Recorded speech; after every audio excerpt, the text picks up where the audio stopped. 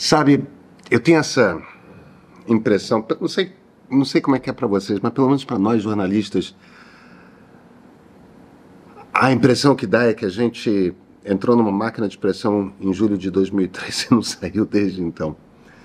Aí eu folguei na semana passada, né? Uma semana na Bahia, na praia, com minha mulher.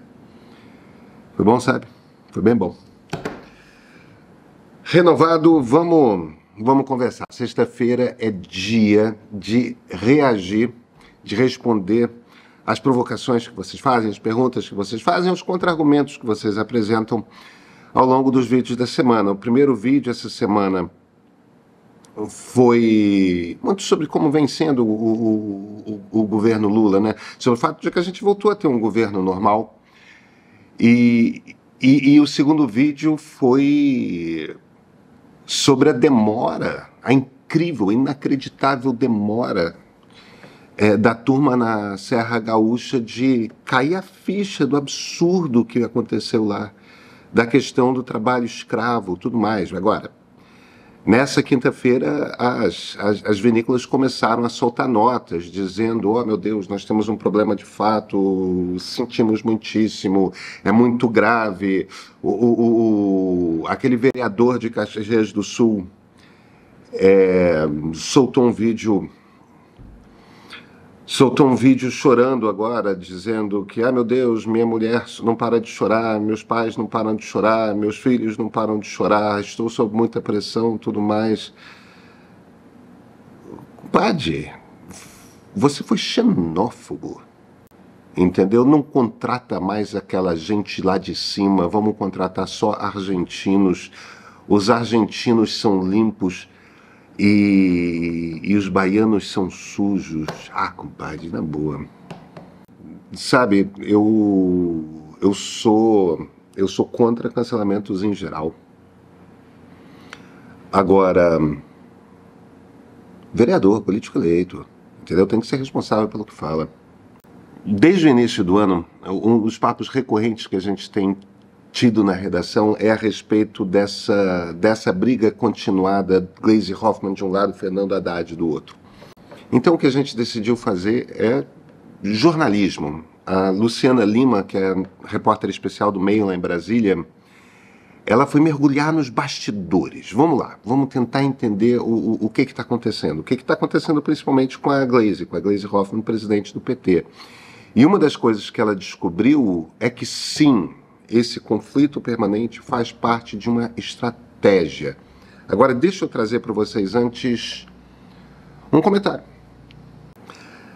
Alexandre Araújo. Boa tarde, Pedro. Entendo que o jornalismo prende a atenção do seu público com frases de efeito e conflitos nem sempre tão acalorados. Como os narradores de futebol de rádio que dramatizam bola antes do meio do campo como se fosse lance de perigo. Mas essa história de Haddad sendo espremido, fritado, vencido, etc., não guarda a mínima lógica política. Esse governo mal começou e precisa entregar alguns quick wins. Vitórias rápidas, né? Pontos fáceis de você marcar. Até lá, mesmo inimigos figadais do partido vão remar junto. Paremos de especular e aguardemos o meio do ano. Esse é o ponto de partida do Lula 3. Alexandre, vamos lá. Bicho, eu não faço isso. A coisa mais fácil, se o objetivo fosse ter audiência em qualquer plataforma social, inclusive aqui, a coisa mais fácil de fazer, bicho, é escolhe um lado, elogia sempre esse lado e sai batendo no todo o resto. É assim que você consegue audiência. Você vai ter uma audiência cativa, vai ter gente que te elogia sempre. Nunca as pessoas vão ficar desapontadas por você, de repente, aparecer com uma opinião contrária a elas e tudo mais. Se o objetivo da gente fosse angariar audiência grande e rápido, a gente tinha feito. Não é. A gente não está esquentando nada. Você não está sozinho, tá? Existe uma quantidade muito grande de pessoas. Eu recebo muito tweet a respeito disso, muito e-mail a respeito disso, dizendo: a Gleisi e o Haddad, na verdade, estão fazendo uma coisa good cop, bad cop, né? Tira bom, tira mal. é tudo para o Lula sair bem, tudo mais. Não é. Não é. Aliás, esse aqui é um ponto-chave. O meio de sábado que vai circular amanhã, que os assinantes premium recebem todo sábado de manhã, uma edição especial da nossa newsletter por e-mail que traz algum tema aprofundado. E o meio de sábado vai ser justamente sobre esse conflito Haddad e Gleisi Hoffmann. Deixa eu adiantar alguns pontos do que a Lu apurou. O Haddad está irritadíssimo. O Haddad está irritadíssimo com esses ataques da Gleisi. A questão é a seguinte, a questão é que o PT sente ter perdido boa parte da base dele enquanto estava no governo no período Lula 1, Lula 2, Dilma 1, Dilma 2. E eles decidiram, e essa é a missão que a Gleisi tem, fazer com que o partido não perca mais seu apoio na base. Então a ideia é mesmo que o partido seja guiado em separado do governo, como se fosse uma estrutura que nada tem com o governo e que vai ficar cobrando do governo uma postura mais à esquerda, que vai tentar lutar para se manter como o partido principal, o partido de liderança dentre os partidos de esquerda, tudo mais. Agora, você está certo que essa estratégia não tem como dar certo. Mas isso não quer dizer que a estratégia não esteja sendo adotada. Isso não quer dizer que não exista um conflito. A Gleisi vai estar lá, vai ficar lá fazendo exatamente isso, que é puxando para a esquerda, puxando para a esquerda, puxando para a esquerda e batendo no governo. Agora, pode o partido do presidente da República agir como se fosse um partido de oposição? Eu não vejo como essa estratégia pode dar certo. Eu, se fosse vocês, assinava hoje o e-mail www.canalmeio.com.br. Eu já andei dando uma olhada na apuração da Luciana. Ela está trazendo muita novidade, muita coisa sobre o que está acontecendo ali pelos corredores do poder, quais são as consequências desse conflito, se esse conflito deve continuar ou não deve. Sábado, no meio, e vai, R$10 por mês. Isso posto, gente, eu sou Pedro Dória, editor do Meio, e esse é o ponto de partida. Comentário do O que há? No Brasil, a turma acha que quem não está sendo tratado dentro da lei em uma empresa deve procurar outro local para se trabalhar, como se as empresas não tivessem a obrigação de trabalhar dentro da lei, como se a empresário pudesse ser um criminoso só porque gera emprego. Quem não tem condições de manter empregados com dignidade, que fecha as portas ao invés de explorar a miséria alheia, porque isso é crime.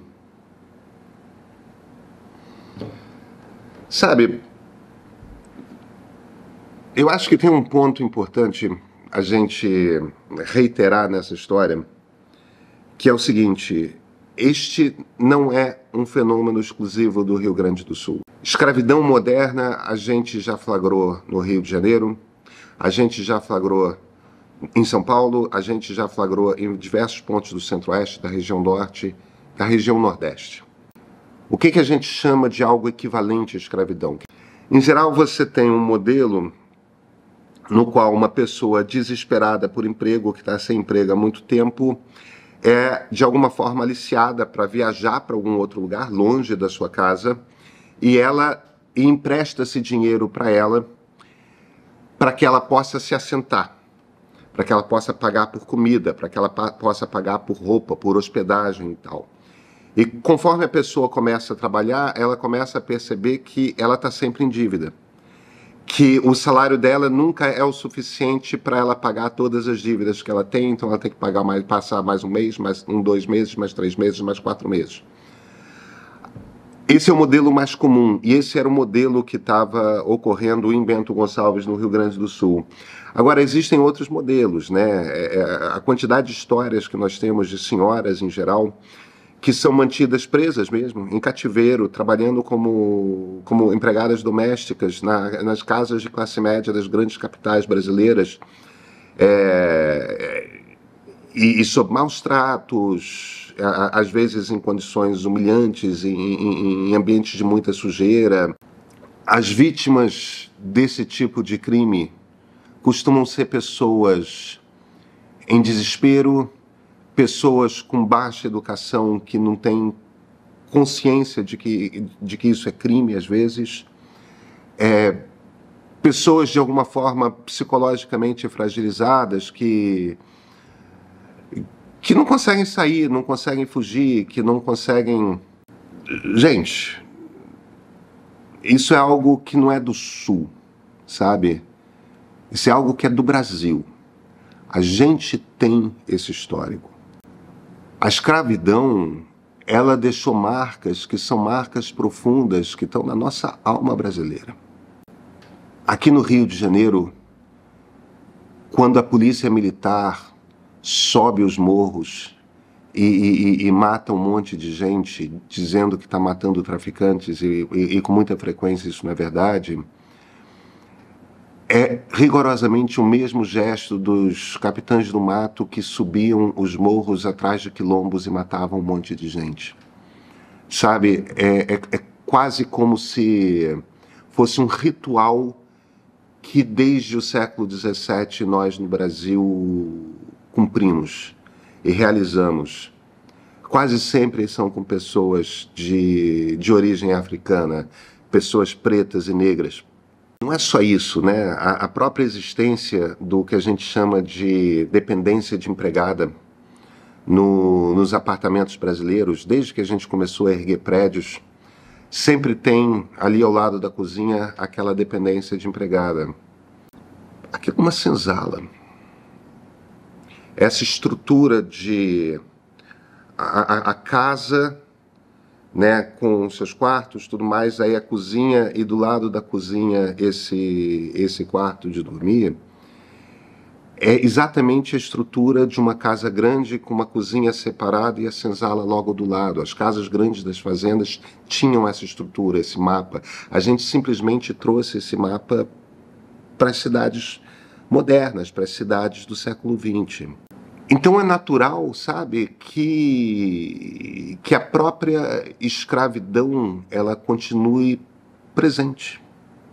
A escravidão mesmo, o você escravizar uma pessoa, o você botar uma pessoa no ambiente de trabalhos forçados.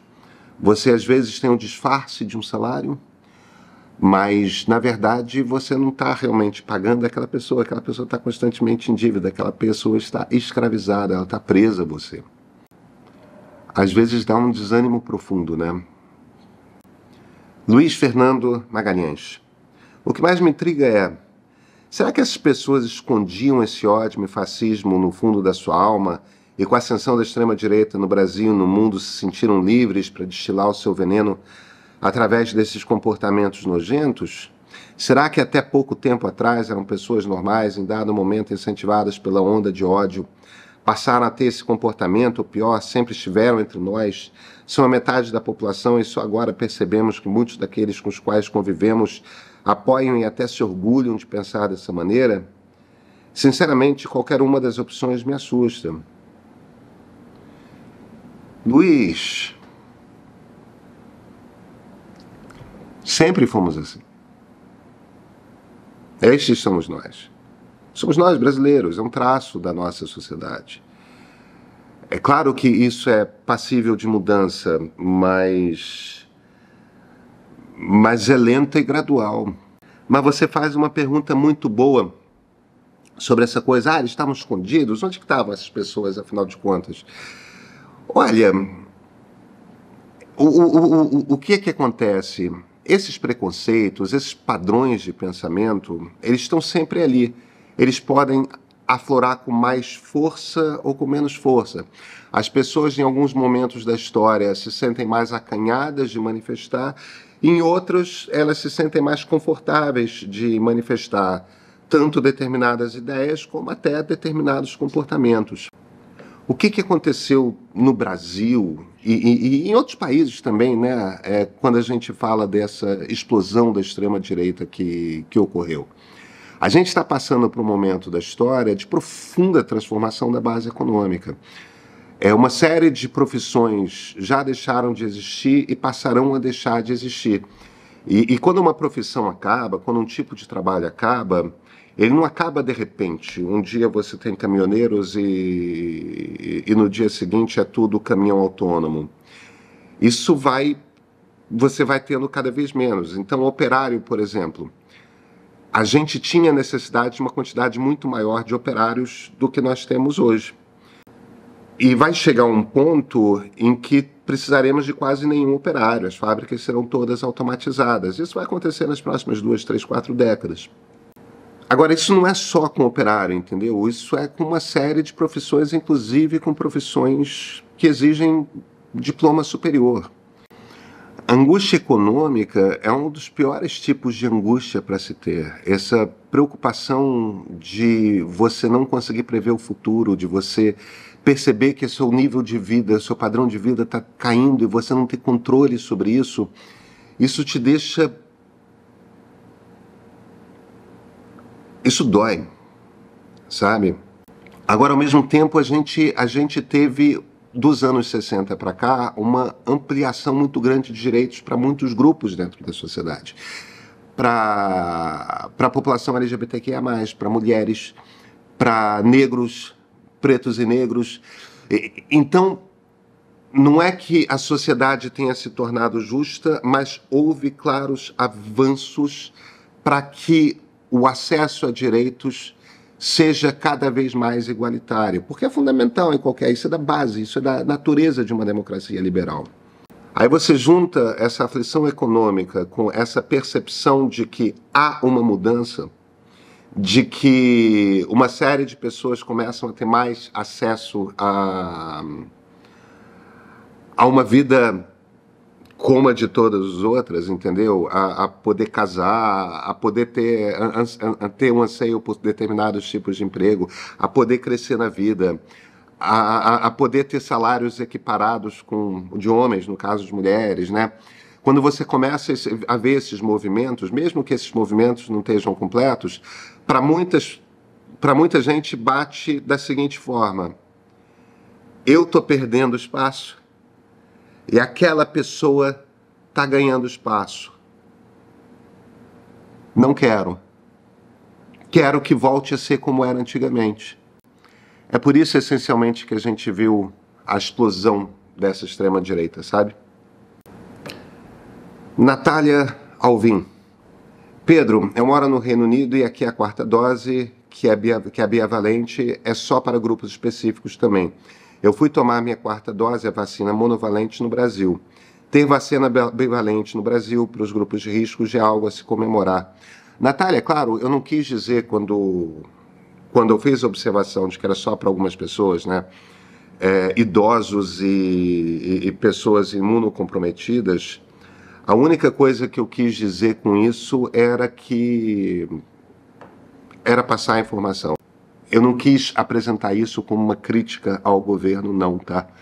Porque não é uma crítica ao governo. A Pfizer não está conseguindo fabricar em quantidade suficiente essa dose. Agora, diferentemente do governo anterior, o governo atual providenciou a compra dessas vacinas o mais rápido possível. Nathan Vrook. Gosto do diálogo que o Pedro abre, mesmo sendo um liberal cheio de idealismos sobre mercado, capitalismo e geopolítica. Me parece que, pelo menos diante de fatos incontestáveis, muda de opinião. Nathan, vamos lá. Eu não sei o que são os idealismos a respeito de geopolítica, mercado e capitalismo. A minha impressão, no sentido mais amplo, é a seguinte: essa dobradinha economia de mercado e democracia liberal é o que, em toda a história da humanidade, conseguiu gerar mais riqueza, mais igualdade e mais liberdade nas sociedades. Isso quer dizer que produziu sociedades perfeitas? Não. Isso quer dizer que o processo é rápido, você chega lá e democracia se resolve imediatamente? Não. Nada disso é verdade. Agora, democracia liberal, economia de mercado, gera sociedades com menos violência, com mais justiça social, com mais igualdade, com... Aí vocês vão falar, mas olha o que o Brasil, olha os Estados Unidos com Black Lives Matter, olha neonazista na Alemanha, tudo isso é verdade, entendeu? Não são sociedades perfeitas, mas se você olha para toda a história da humanidade, são as melhores sociedades para viver que jamais tivemos. Elas produzem também mais avanço científico, mais avanço tecnológico. Cara, é o melhor que temos. É o melhor que temos. Pode ser que exista lá na frente alguma coisa melhor? Pode ser. Do que nos foi apresentado, não tem coisa melhor. É isso. É isso que nós temos. Agora, eu não sou libertário, eu não acho que o mercado pode tudo, eu não acho que o mercado se autorresolve, eu não acho nada dessas coisas. Não sei, tem uns certos estereótipos que circulam a respeito de como que liberal é.